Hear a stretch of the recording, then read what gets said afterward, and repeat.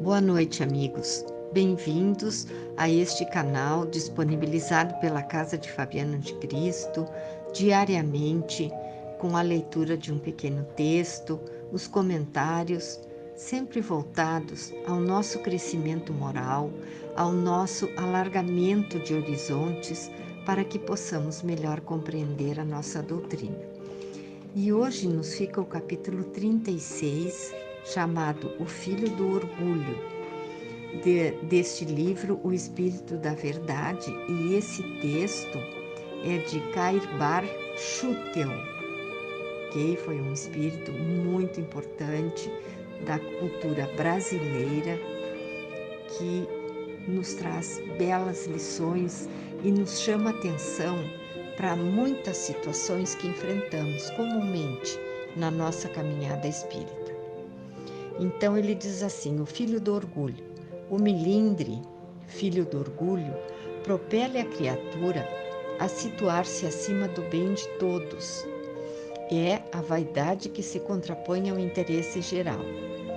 Assim, quando o espírita se melindra, julga-se mais importante que o espiritismo e pretende-se melhor que a própria tarefa libertadora em que se consola e esclarece. O melindre gera prevenção negativa, agravando problemas e acentuando dificuldades ao invés de aboli-los. Essa alergia moral demonstra má vontade e transpira incoerência, estabelecendo moléstias obscuras nos tecidos sutis da alma. Evitemos tal sensibilidade de porcelana, que não tem razão de ser. Basta ligeira observação para encontrá-la a cada passo. É o diretor, exemplifica Caibar, é o diretor que tem a sua proposição refugada e se sente desprestigiado, não mais comparecendo às assembleias. O médium, advertido construtivamente pelo condutor da sessão quanto à própria educação mediúnica e que se ressente fugindo às reuniões. O comentarista admoestado fraternalmente para abaixar o volume da voz e que se amua na inutilidade. O colaborador do jornal, que vê o artigo recusado pela redação e que se supõe menosprezado, encerrando atividades na imprensa. A cooperadora da assistência social, esquecida na passagem de seu aniversário, e se mostra ferida, caindo na indiferença.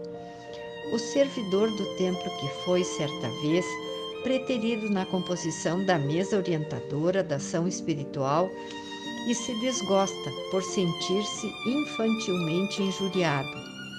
É o doador de alguns donativos cujo nome foi omitido nas situações de agradecimento e surge magoado, esquivando-se a nova cooperação. É o pai, relembrado pela professora das aulas de moral cristã, com respeito ao comportamento do filho, e que por isso se suscetibiliza, cortando o comparecimento da criança. Vejam só. O jovem, aconselhado pelo irmão amadurecido e que se descontenta, rebelando-se contra o aviso da experiência. Também temos a pessoa que se sente desatendida ao procurar o companheiro de cuja cooperação necessita.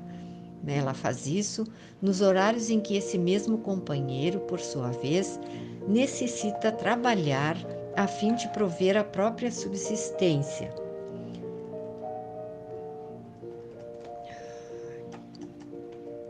É o amigo que não se viu satisfeito ante a conduta do colega na instituição e deserta revoltado, englobando todos os demais em franca reprovação, incapaz de reconhecer que essa é a hora de auxílio mais amplo.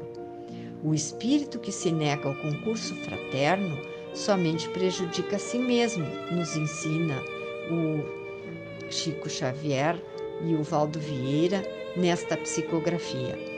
Devemos perdoar e esquecer se quisermos colaborar e servir. São essas as lições realmente que a gente precisa cada um tomar para si quando enfrentamos situações em que nos sentimos magoados, desprestigiados, preteridos. Devemos examinar a nossa consciência para ver até que ponto o meu comportamento ou a minha atitude de indiferença e de abandono das atividades vai comprometer a quem? Ao trabalho espírita, à casa espírita, ou vai comprometer a minha evolução, o meu crescimento dentro da doutrina espírita? Aí nos diz ainda Caibar: a rigor, sob as bênçãos da doutrina espírita, quem pode dizer que ajuda alguém? Somos sempre auxiliados. Ninguém vai a um templo doutrinário para dar, primeiramente. Todos nós aí comparecemos, antes de tudo, para receber, sejam quais forem as circunstâncias.